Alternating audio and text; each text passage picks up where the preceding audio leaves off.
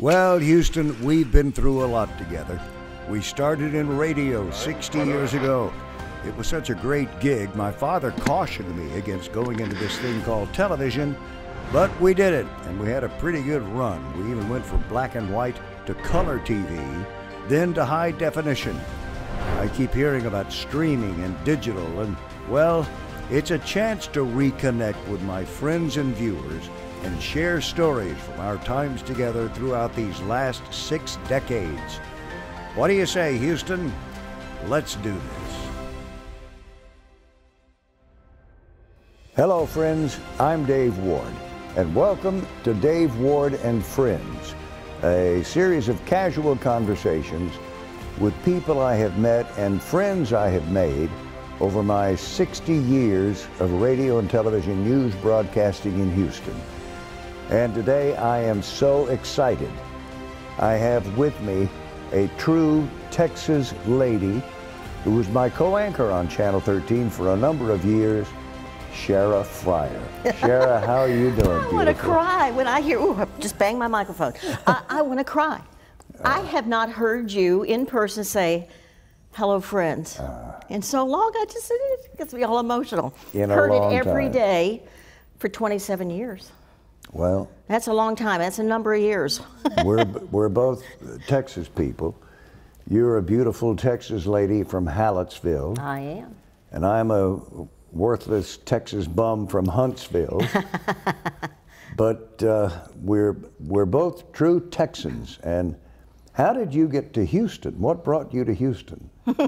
Kathy Slaughter, Walt Hoffer, people that I had worked. You know, I started out, I went to UT, and I started out working in Austin. And while I was in Austin, a number of people who worked at Channel 13 were competitors in Austin. Then I went to San Antonio. I was only there for a year in Austin. I went to San Antonio. I was there for a couple of years. Both places in television? Both ABC affiliates, you know, owned by different companies. They weren't ABC owned, they weren't Cap Cities owned, but reporter or anchor? Both. Both, okay. You know, even at 13, while I was anchoring, I was still reporting. Yeah. And actually, I had decided to leave. It was time to leave San Antonio, and I started sending tapes out everywhere. And I sent one to Channel 2 here in Houston, and one to 13 here in Houston, and one up to Oklahoma City. And I was negotiating a job to do Live at 5 in Oklahoma City, patterned after the only Live at 5, or the very first Live at 5 in the entire country, which was at Channel 13 in Houston. And I get a call from Kathy Slaughter, who was a producer at Channel 13 at the time. And she was walking by the news director's office, she said, and she saw my tape on his TV. He was watching it, and she goes, I know her. And he said, call her and have her come over for an interview. So it was a Thursday before Labor Day. Hoover called me on Monday of Labor Day and offered me the job, and I had to call Oklahoma City and said, oops. I'm going to have to go back on my word. Because all weekend I wrestled with this. It was like, oh no, what do I do? What do I do? What do I do if I get the job in Houston? I am so glad you stayed in Texas, and I'm really glad that you came to Houston. You know, I got my job at Channel 13. I was in radio with KNUZ radio here, and was covering Gemini Titan space flight. I'd been to the Cape for the launch, and I was out at the Johnson Space Center in a hotel out there, covering the rest of it. And I got a call late one night from Jim Wisnet, who was then the assistant news director at Channel 13. He said, Dave, I'm leaving. I'm going to ABC in Atlanta. The job of assistant news director will be open here at Channel 13. Oh, my Are you word. interested? I said, yeah, I'll be there in a couple of days when this flight is over. Well, I went in the back door of the place. I did not get the job Thank of God. assistant news director. Thank God. I mean, just think how different it would have been. They hired me as the first on-the-air reporter-photographer, and I had to learn how to shoot 16mm film. And I'll never forget it. It was, back then the news department was composed of, I think I became the 7th employee of Channel 13 News Department. Yeah, 7 guys, 7 white guys. My wife Laura always says, when you say that, it sounds racist. But it was just true. That's just the way it was. There were no women. There were no Hispanics. There were no African Americans. Just us white guys. Channel 13 was one of the leaders in changing that, bringing women and Hispanics and African Americans who all joined that news department. And as you know, over the years, that news department grew to what, like 110, 115 It was huge. people. It was half of the employment of the entire company. Yeah. Of ABC 13. Yeah. Yep. And I got to point out one thing. When Shara and I were co-anchoring the news, we were exactly opposite of this.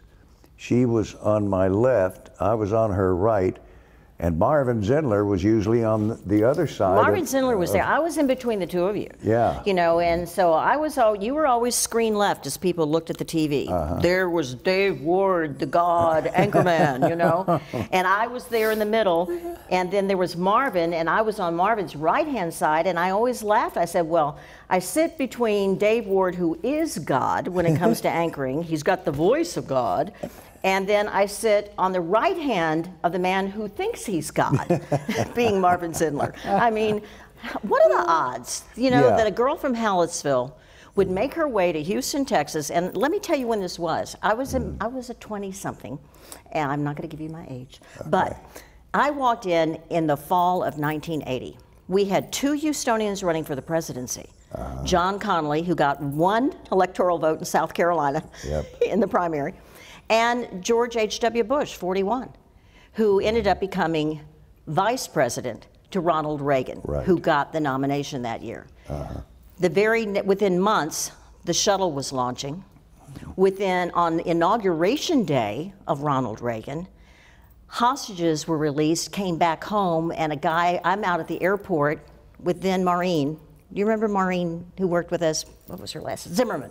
Yes. She ended up going back up home to South Dakota. She and I were live at the airport as one of the Iranian hostages came home to West University Place. My goodness. And it was on the morning of Ronald Reagan's inaugural, which was 81, January of 81. I mean, within just weeks of moving to Houston from San Antonio, where the news wasn't shabby, you know, wasn't too shabby there. Shah of Iran, the sniper letting loose, the Battle of Flowers parade, the hostage situation, Nightline getting started, all those things were happening in San Antonio. But I moved into Houston, and frankly, I think that's one reason why I decided that even though I felt like I'd given my word that I was going to go to work in Oklahoma City, I hadn't signed the contract, no money had exchanged hands, but I kept thinking, okay, what kind of news would I be covering in Houston, as opposed to what kind of news would I be covering in Oklahoma City? And it wasn't to put down OKC, but I'm telling you, within days of moving to Houston, it was like the aborted Iran hostage rescue. You know, I was on a plane in the dark there at Brooke Army Medical Center in San Antonio as they brought the people, the wounded, the burn victims in from that aborted rescue attempt. And then within just a matter of weeks, these guys were released. Ronald Reagan was president. A Houstonian was vice president, and I'm working in this incredible environment of all these people. Diana Fallis, African American, already there, Channel 13. Half of the Hispanic photographers I had worked with in San Antonio, they ultimately made their way over too. You know, Elma Barrera was already a longtime employee. We had women, we had minorities, and we had all of you wonderful men. And everybody I was anchoring with got their start in radio. Yep. You had the radio voices. And I came in, this little TV girl. But I learned so much, and I learned it so fast. And I think one of the things I love so much, I loved our company, and I love the fact that so many of us did have really long, strong Texas backgrounds. Yeah. Even Bob Boudreaux. You know, I used to watch him on TV fronting movies out of Dallas when I lived in Austin, and then I ended up working with him. Van Hackett, he was a competitor in Austin. But the beauty of it was, Houston was the star. This city was always the star. There wasn't anything that happened anywhere in the world that there wasn't some sort of Houston connection. Yeah, that's true. Yeah. You were never bored. Nope. You were never bored. You never knew what the day would bring when you'd go into work. I said on the air more than once, especially my very last newscast, to me, Houston is the greatest city in the greatest state in the greatest nation in the world, which to me makes Houston the greatest city in the world. That's some ego now, isn't it? Yeah. Well, you were I think my third co-anchor after Dan Ammerman and Jan Carson. You were my third co-anchor. How long did we co-anchor together? Well, you know, I started out doing Live at 5, and I was doing reporting on the 10 o'clock news when I first came to work for 13, and so technically they would have me, I would pitch to you for the newscast during our Live at 5 show, so you and I were working closely together, and then when you would pitch to me at the end of the 6 o'clock, because it was only a half-hour show at the time, right. And you would pitch to me back in the newsroom to tell everybody what lead story I was working on for the 10 o'clock news. So you and I were somehow linked that way, but I didn't get put on the 6 until, it was going to happen in 1983, and then we expanded to an hour. And our longtime news director, Walt Hoffer, left. Yes. Jim Topping came in. And so they had me come join you on the set to do a national news segment. You may not remember that.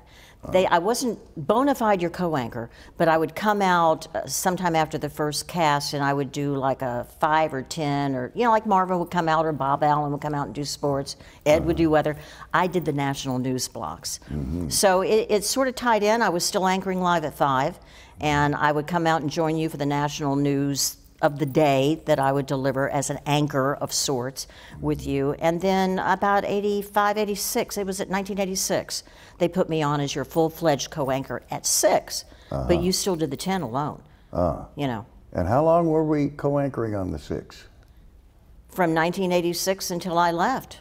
So, you know. And you no, left I take it back. I take it back. It was after my cancer. You know, I had cancer. In 2003, I moved into like this special, I still did the 6 though. No. No, I quit doing the 6 in late 2003.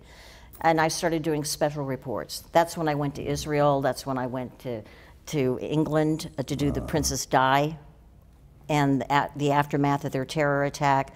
I did the Dead Sea Scrolls, and I was doing special projects until I left in 2007. You and I both co-anchored the Houston Livestock Show and Rodeo Parade Forever. for a number of years. I did 49 of those rodeo parades, 49 years. My wife, Laura, has looked at some of the pictures. You were always impeccably dressed. Where did you get your outfits that you wore for the rodeo parade? Well, you know, we had a lot of people who were volunteers at the Livestock Show and Rodeo, and they also market clothes. Yeah. Double D Ranch Wear, which is a big, I'm doing a commercial for them now, I guess, huh? Double D Ranch Wear, they're headquartered in Yoakum, Texas. It's 14 miles from Hallettsville. So I run over on weekends and buy their last season's clothes. The truth of it is, Dave, I still have all of them. You know, I'm not sure that some of them would fit anymore. I got the COVID-19 pounds or whatever, but no, I've got a lot of that. I've got a lot of those clothes still. I mean, it's like rodeo wear, it doesn't wear out, you know, but I've got some that I wouldn't wear today because the shoulder pads are out to here. You know, it's from the 1980s, the fashion, but I've got so many clothes. Well, my wife, you know, it's terrible. Laura, she would look at these pictures and I would have some You kind had of a that tan. Western You had that stupid tan leather jacket. shirt and or a tan leather jacket, and she always says, "Shara always looked better than you," and I guarantee you did. That's Well, that's a thank you. fact. That's sweet. It was sweet of you to say. You know, 1981 was the first rodeo I covered, again, because I came to work in the fall of '80, and so as the new year turned, 1981, and it was February, was the first rodeo I covered. 1982 was the 50th anniversary of the livestock show. Wow. And I did so many stories about the history of the rodeo back then. And a lot of the originals were still alive. You know, the first rodeo was in 1932. And this year, coming up, as we move into 2022, it's going to be the 90th Houston Livestock Show and Rodeo. Yeah. And I thought, well, I remember the 50th. Uh-oh. What happened? One thing I wanted to bring up, the Texas A&M bonfire. Oh, This is boy. back so many You mean years the ago. bonfire collapse? Yeah. Yeah, you know when that was. That was November of 1999. Well, you and I were on the air for like 8 straight hours. Did you take a potty break during that 8 hours? Yeah. Well, I think I did too. I think we had to spell each other. You know, I'll tell you the time that was even longer, though. Well, there were a couple of times that were even longer. Tropical Storm Allison, when it came through in 2001. It had been raining all week. And you know the lawyer who does the commercial about the hammer, I'm the hammer. Yeah. He had asked if his daughter could come in and watch us do a newscast. And it was that Friday evening. And she came in and watched the 6. And I remember he came to pick her up, and I walked her outside, and I looked up in the sky. It had stopped raining. There was a little bit of a break. And I looked up in the sky, and I saw this purple come in from like the south, you know, like from the bay. And I thought, uh-oh. And I went back inside, and I went back to my desk, and you and I were sitting there, you know, getting ready for the 10 o'clock news. And Ed Brandon came running down the hall screaming. He said, "We've got to go on the air right now. We've got to go on the air right now. We are fixing to have." And you and I went into the studio, sat down at 8:15 that evening, and we went straight through until somebody could come in and relieve us. And by then, the water was so high inside the loop that Tom Cook got somebody with, I think, there must have been 4-foot wheels on that vehicle that drove him in, because we were underwater. Yeah. I mean, the station was flooding, and we just kept on going. And you and I were on the air all night long.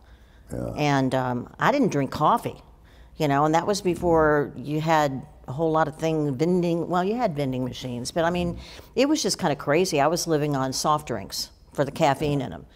Well, then you'd have to jump up and run down the hall. Every time you turn around, you have to run down the hall. But you and I, and another time that we were on forever, well, not forever, but remember Jessica McClure?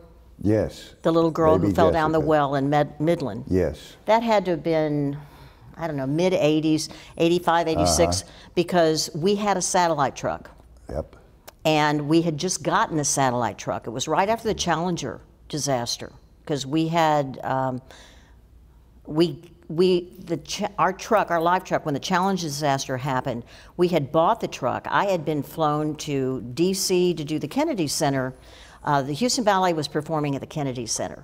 And they said, "Shara, you go over there, you and Chuck Walker, photographer, engineer, and do the first live shot off our satellite truck with the Houston Ballet." And I did that, and that was the Friday night before the Challenger disaster the next week, which was either Monday or Tuesday when it happened in January.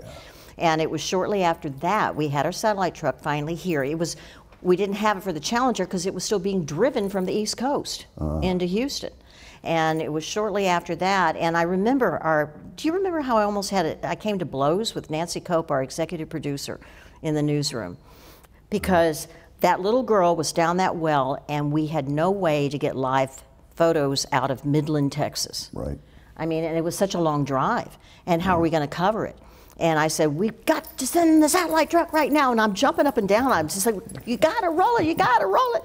And the news director, you know, she was acting news director, and she didn't want to. And I remember Paul Burris came down the hall, and he said, "You've got to quit having this conniption fit here." And I said, "We need to roll it. Yep. We can turn it around. We can always turn it around. They'll rescue her." I said, "Well, it's fine. We'll turn it around."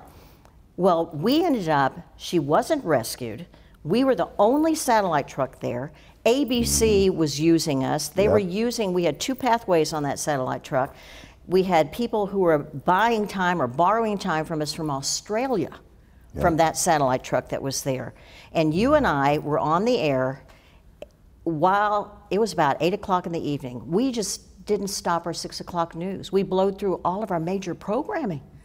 You know, Dancing with the Stars or whatever it was, The Bachelor, I don't know what it was, but that was probably before that time. Something big, that was a big ratings getter for us, and we blew out network programming and stayed with this shot of this well in the dark in Midland, Texas, while people were going down with a backboard to try to bring that little 2-year-old girl up.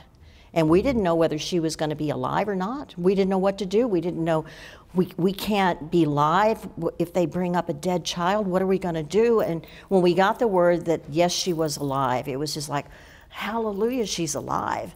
And we stayed with it, I think, until about 8:15, 8:20 is when she was finally brought up alive. And that was just an incredible thing. We had live on-the-air coverage of a true miracle. It was truly a miracle That child that lived. they rescued that little baby I've girl. forgotten how many hours she was down there, but it, you know, it was, it was a long time, enough really, for 2 us to days. roll a live truck and get it there. She was there at least 2, maybe 3 days. Yep, something you know, like going that. into the third day. I mean, the things that we did as a TV station. Remember the one, I've got great memories of you, and you know, your memories maybe are different than mine, but do you remember how we took virtually our entire broadcast team and all of our equipment to San Antonio to cover Pope John The Paul Pope, II? yes, I do. I That was distinctly unheard remember of. that. That was 1987. People didn't do that. know. I mean, now you go live with your phone. Yeah. You know, to be able to go live, and we had different people at different live locations throughout a city that we didn't even broadcast from. We took it all there. I know. You had on your boots Yes, I did. and shorts Yep, really. because it was so hot. It was hotter than blue blazes. It was and, 110 degrees in and you San remember Antonio. we were on the back of a big flatbed truck. that had a metal bed. Yes, and it got so hot, some of the photographers' shoes started melting. Their shoes were melting to the Yeah. treads of that metal thing, and so we went and we asked nearby stores. You and I, our position was a parking lot, an asphalt parking lot across from San Fernando Cathedral, because that's where the Pope was going to finish out his day with a mass, celebrate a mass there. And there were some surrounding stores, and they gave us cardboard boxes, and the guys broke down the boxes. And we had a Winnebago type thing. We had some kind of mobile home that the producers were trying to work out of. Well, the AC didn't work, and the bathrooms quit working, and there we are in an asphalt parking lot, and we were there from 8 o'clock in the morning until it was all over with just before sundown that night, so it was 7:30, 8 o'clock that night, and there was a whole row of porta potties. You know, and we were all so hot, and we were so sweaty, and Dave was having back trouble. I remember at one point you went and you crawled underneath that truck for the shade. I took and was lying flat on his back in the took shade. one of those boxes under the truck to lie down on that thing for a while, and then I heard somebody hollering, "Where's Dave? Where's Dave?" And I crawled out from under the truck. I'm here. Underneath the truck. People from me. Houston who saw us there, they were bringing us snow cones that would melt as fast as we could get them. You know, That's and true. you couldn't really get hungry in that heat, but we were just making such jokes. I mean, you get this in the trenches. People don't maybe not understand that, but you operate as such a team, and you operate under such strange conditions, and it's high stress because you don't know how a story is going to work out, and you're handling not just scandals and not just rodeo parades that are a lot of fun, but you're handling terrible disasters and little girls down wells and you know, shuttles that blow up, and you're handling all that, and you're having to keep your own emotion tamped down while you deal with each other and you try to support each other. And there's such it's almost like, it's not like being in the military, but it's very similar because you operate as a team. And we learned to make kind of funny jokes. We told, there at the Pope, I tell this a lot, I used to in speeches, that the humor of the people while we're there working in those conditions. We called the porta cans, we called them the Vaticans or the Pope Johns. Yes, I remember that. Yeah. You know, you just look for whatever humor you can get whenever it happens. And I mean, we never lacked for laughs in that newsroom. That's true. Dave Ward and Friends is proud to be supported by the brand new 135,000 plus square foot Porsche River Oaks dealership from our friends at Sonic Automotive. I've known a lot of Porsche owners in my time, and one thing they've told me is that they really enjoy sitting down and specking out the Porsche of their dreams. The newly opened River Oaks Porsche will not only allow you to do that, but Porsche North America has broadened the allocation of all model types just for this new state-of-the-art River Oaks facility. General Sales Manager Carrie Jo McCrory and her entire team are excited to get you into the personalized Porsche of your dreams. It's now open in River Oaks. Tell them Dave Ward sent you.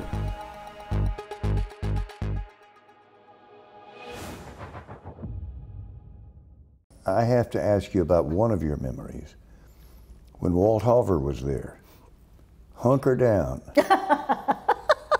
You used that phrase on the air one night, they had to hunker down or something like that. You know what it was? What? It was Hurricane Alicia. Oh, we're all going to hunker down. It was 1983, Hurricane Alicia. And I said, it's time to hunker down now. And Hoover came running out. Yep. What kind of word is that? That isn't a word. He always had that pipe hanging out of his mouth. That's not a word. Wow. And I said, I'd grown up in a small town. We had hunker down. Teachers told us to hunker down and get this test finished. Yep. You know, you better hunker down and finish your test. And Hoover finally agreed. That is a colloquial expression, especially in Texas. If you want to use hunker down from now on, use hunker down. I mean, the wind was blowing so hard in that hurricane that it was, you know, we had the swimming pool out there at the station, and we had those beautiful palm trees. Yeah. And I was, I didn't get sent out to cover it. I stayed there to help anchor with you, but I was doing live reports for all of our affiliate stations. You know, we hadn't bought ABC yet, so we were still just our little Cap Cities group. Right. And I would go out on the covered walkway there in front of the station because we had the palm trees bent in half from the wind coming in. And I mean, it was pretty incredible video. Really? And we ended up losing a couple of them. They snapped in half. Yeah, I don't doubt that. It was a dead hit. People that I work with now, you know, they say, you're so calm. I said, I've only been doing this for 41 years. You know, I've seen it, but I hadn't seen Harvey. I hadn't seen Harvey. I mean, I thought that tropical storm, you know, Allison, that hit in 2001, that's the way it looked inside the loop. Yeah. But with Harvey, it was the entire southeastern part of Texas. Who would have thought that something like that could happen? Really? Yep. And there's been a Hurricane Laura, which is my wife's name. Right. And Hurricane Harvey, which is her brother's name. Oh, my. I don't think there's been a Hurricane David yet, but you know, they wouldn't do that. It's too biblical. That's how my name got changed to Dave. Did I tell you how that happened? No. My first job in radio. Preacher's son. In Tyler. You got to know he's a preacher's son. Yes. I keep looking at the wrong camera. I should look at this one. Sorry. My first job in radio was as a disc jockey at station KGKB in Tyler. There wasn't much you could do with those call letters, kind of good, kind of bad. KGKB. But the manager who hired me, a guy named Ed Smith, he said, Dave, I'm going to put you on the air from 5 to 7 every evening as a disc jockey, but you can't go on the air as David. That's too biblical. Shorten it to Dave. There you go. Well, I would have called myself whatever he wanted. I'd have called myself Pinocchio. You know, it got me a job as a disc jockey on the air from 5 to 7. It was my first ever job where I could work inside, where it was air conditioned, and I could do my work sitting down. I made $1.25 an hour. You didn't have to get up at the crack of dawn and be there. No, not in those days, no. But that's how I became Dave and not David. Well, I mean, just think about the ring of it. And that has stuck with me all the rest Dave all Ward. these years. I mean, can you get any better than that? Well, I would have liked to have been David Ward. You know, David Muir is the anchor now on ABC, and Well, Dave Muir just doesn't have the ring that Dave wore. David Brinkley. There were a lot of Davids. Yeah, David Brinkley. I would have liked to have remained David, but you know, that's a long time ago. I have one memory I want to share with you, and you may remember this. I don't remember what year it was. It was sometime in the 90s. I got arrested for driving while intoxicated. Yes. DWI. And I spent the night in jail. Yes, you did. And the next day, I got to the TV station, and Jim Masucci, who was then our program manager, maybe he was the manager, he said, oh, they were just, I mean, so upset. I almost got fired. Probably should have been. But he said, you will go on the air this evening at 5 o'clock, 6 o'clock, and 10 o'clock, and you will apologize. And you will promise that that will never happen again. Well, I wrote out a script, and I said I was arrested for driving while intoxicated. I spent the night in jail. They said, cross that line out. You don't need to say that, just that you were arrested and that it's not going to happen anymore. Well, anyway, I went on the air at 5 o'clock and 6 o'clock and 10 o'clock and read the exact same script. And after I finished it at 10 o'clock, went to commercial, and you reached over and you patted my arm and you said, Dave, that's enough. That's enough. I will never forget that as long as I live, Shara. Oh, golly. What are some of your memories of that we haven't talked about yet, there being there at the station? Well, you know, I talked about this in the trenches mentality, but we were a highly competitive TV station, but not within. We were not competitive with each other. Right. It was always about making the team. It was always about beating Channel 2, beating Channel 11, you know, and then ultimately beating Fox, beating whoever would come up and try to challenge us. We were in it to win, and not in a negative, bad way. We just were highly competitive, competent, hard-charging, hard-driving people. But we also felt like a family. I mean, we not only partied together, I mean, you came to the funerals of both my parents. Yes. I went to the funeral of your mother. Yes, you did. I remember your children being born. You remember my miscarriages. Yep. You got me through a divorce. We helped each other get through so many major life events that we didn't really know where, you know, it wasn't a job. It was just our lives. And we were all sharing our lives. And that was the good and the bad and the ups and the downs. And the night you got arrested, I got a call at home from Clyde Wilson, the old private eye, who was my buddy. He called me, he said, Shara, Dave's been arrested. And so I was aware. And, you know, I was ready to go bail you out, do whatever I needed to do. And they told me, he said, Shara, look, it'll be okay, just back off. But man, I do remember that. That had to have been the mid-90s maybe. Yeah, it was, and it was a low point of my life, I'll tell you that. Oh, Dave, but yeah, you met Laura. Yep. Went to your wedding. Yep. Laura actually placed me at the family table. Yeah. You know, I'll never forget that. Yep. I mean, what an incredible gesture. You know? Yep. We worked together for so long. I must have done some irritating things. I had to. There was only one thing that was a little bit disconcerting, let's put it this way. You are so precise. You are the most dependable person I have ever worked with. In that you show up. Doesn't matter.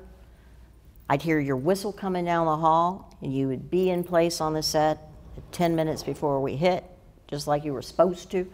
You had your scripts, you know, that was back before we had all these monitors and everything. You had your scripts all lined up, and they were paper clipped, and you would go through the first cast, and you would toss it in the trash can so that you wouldn't get the pages confused, because we had 8 segments, you know. Right. And you would take that paper clip and you'd lay it on the desk.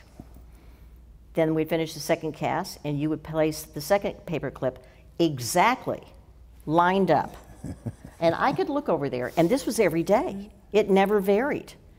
And then there was one day when somebody came in, something happened, and you got irritated. And you did this. And your paper clips all came flying on me. Oh my. One landed in my cup, my water cup. Another one just missed my eye, and I'm like ducking, like, whoa, what happened? That was the only thing. It didn't irritate me. It was just like, I can't believe he just did that. Well, let me apologize for that. It was so funny. I don't remember that. There was another time, my brother was just talking about this too. His wife, he was describing to her. He came in one day, and he could not believe how well you could toss your pin up in the air and catch it. Dave he did a figure eight twirl, and then he'd toss his pin up, and he'd catch it. He'd do a figure eight twirl. Had a big pin. A big pin, just like and that. And I would swing it around and... His fingers, he could have been Marvin was the baton twirler, but Dave could have been. Well, I can't do this as well now as I did years ago, but I've always had a big pin. But you'd flip it up in the air, and you wouldn't even look at it. You could catch it, and then you'd twirl it some more, and then you'd flip it up, and you'd catch it, and you wouldn't miss a beat. You could be having conversations, and the camera would come back on, and you'd take the pin, and you'd put it down, and you'd be fine. But there was one time when, again, something irritated you, and you flipped your pin so high it landed up in a light, one of the low-hanging lights. Do you remember that? No. Those big scoop lights we had, and it caught fire. The plastic started melting, and then smoke started coming out, and we're going, what in the world, You don't remember that? I don't remember that, my goodness. I mean, there were just, those were behind-the-scenes moments, or, Marvin would come in, and he'd always have his hearing aids turned down. I don't know why. I guess they made too much noise, and they bothered him. So he wouldn't hear his phone ringing when he first, Marvin had to have a cell phone. Yeah. And he'd keep it in his back pocket because they were pretty big, the big bulky ones when they first came out. And he'd walk into the studio, and his phone would be ringing, and we'd be on the air, and we'd go to a commercial, and you'd say, Marvin, your butt is ringing. Marvin, your butt is ringing. and he'd look around. He just did it to irritate us, Marvin just loved to irritate us. But yep. Marvin Zindler was truly a unique person, as you know. He was. He destroyed every cliche in the world. I remember he came on the air one night after his report. He went into the tirade, and he started banging on the desk. He says, "It's time. Somebody grab the bull by the tail and do something about this." Marvin Zindler, well, then they cut back to me, and I've always been accused of having a little smirk on my face after Marvin, but how could you not with this guy? And I said, well, friends, I have to tell you, now having a bull by the tail, that's not to be confused with having a tiger by the horns. They're two totally different situations. Marvin was truly unique. I do remember on his deathbed, he had a lifetime contract with Channel 13. Yes, he did. I remember when he signed it. He worked until the day he died. I was there the day before he died. That Saturday, we were both there. And Melanie was there. There were quite a few of us who were there. And he still had his blue glasses on at one point. Yep, I know. I remember him taking his glasses and lowering them, and he looked me straight in the eye. Yep. And he said, now don't you forget. I want you to remember, you know this, and I want you to make sure the world knows it. The Chicken Ranch, it was John Hill who wanted that place shut down because he was going to run for governor. He was State Attorney General.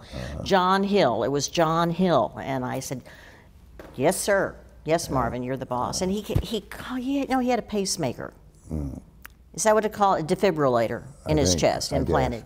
And as his organs were shutting down, he had pancreatic cancer. Yes. And as his organs were shutting down, it would kick his heart back into motion.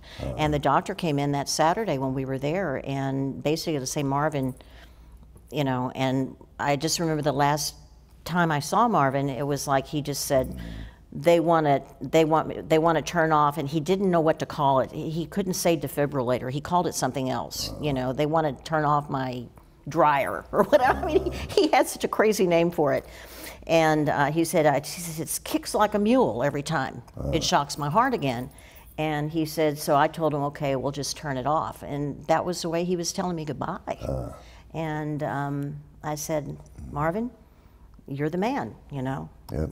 You make the choice, and I'm right here with you. And he died the next day, so that's what happened. I mean, it's just the shutdown. I was there a few days before his death. He wanted to make a statement, not as one of his reports, just a statement about his illness. So I went out there with Bob Dowse and Laurie Reingold. Laurie Reingold was his producer, Bob Dowse was his photographer. They set the camera up. Marvin is in a brand new pair of pajamas, had one of his best wigs on. He did not wear those blue sunglasses, though. He didn't have glasses on. He had the most beautiful blue eyes. Yeah, well, they wired him up when it was ready to go, and his family was in the room too. And Marvin starts off when he had been diagnosed with pancreatic cancer. But he goes on the air and he says, well, I'm sure you've heard by now, I've been diagnosed with this patriotic cancer. And his family broke up. And I had to stop him. No, Marvin, it's not patriotic cancer, it's pancreatic cancer. He's all yeah, all right. So we started over and he got it right. We get back to the station with that film, and I talked with Laurie and Bob, and we went to the news director. I forget who the news director was at that. I think it was Dave Strickland. And said, this is so like Marvin. So on the 6 o'clock news that evening, we ran that statement along with his corrected statement about patriotic cancer, and got so much reaction from the viewers. Marvin truly was unique. There's no one in the business. He was the absolute first consumer reporter ever on television. You know I believe that. I believe that, yeah. And I have to say, I'm rather proud. It was my idea to bring him over there. He was in the consumer fraud division. When I first moved to Houston, 1962, I was at K-News Radio, and I made a call came in that some guy wanted for murder had been arrested over in southeast Houston. So I drove out there with one of those mobile units, and we're walking up to the scene. There's a Chronicle photographer right next to me. There's sheriff's deputies and police officers standing out front, cop cars everywhere. And in the middle, there was this guy standing there in a white suit, high starched white collar, white tie, full facial makeup, and a ridiculous wig on his head. It was hotter than hell. He was sweating, and that makeup was running down all over his collar. And I turned to this Chronicle photographer and I said, I see these cops here, but who the hell is that clown in the white suit? He said, oh, that's Marvin Zindler. He's the sheriff's deputy who arrested the guy. And I thought, my God, if that clown is loose on the streets with a badge and a gun, I have moved to a very colorful place. Well, he had so many stories to tell, oh, because he decided that he would film himself doing it. Remember, he had a wind-up Bell & Howell 16mm camera that he would put in his dashboard. He was the first guy with dash cams. Yep. He just did it himself. And then he'd have a tripod, he'd put it on a tripod, and he'd go stand there and make the arrest on camera. Shara Fryer, thank you so much for being a friend and a co-worker and someone I've looked up to for all these years. Thank you for being here with me today, dear. Oh, I love you, Dave Ward. And I want to thank you for being with us on Dave Ward and Friends. Yuval Michler of Texas Mattress Makers immigrated to Houston when he was 18 and is a shining example of what makes Houston so great. It's the people. He's doing great things for our community. Here are a few words from him. If you spend your money and you buy things that are from outside of your community, you're basically taking the good that you can do in your own community and you're distributing it to other places. At Texas Mattress Makers, we make mattresses where we all live. Foam we buy from Brenham, from Waco. Our springs come from Ennis, Texas, which is south of Dallas. Lumber comes from Louisiana. Cardboard from Houston. Plastic from Houston. If I take my money and I spend it overseas or wherever else, I basically stole someone's job here in Texas or Houston. I'm always going to have our community in my forefront when it comes to business. At Texas Mattress Makers, we're the only team in Houston with our own factory. Get your best night's sleep with up to 30% plus free delivery on select mattresses. We do one thing. We create the best mattresses in Texas.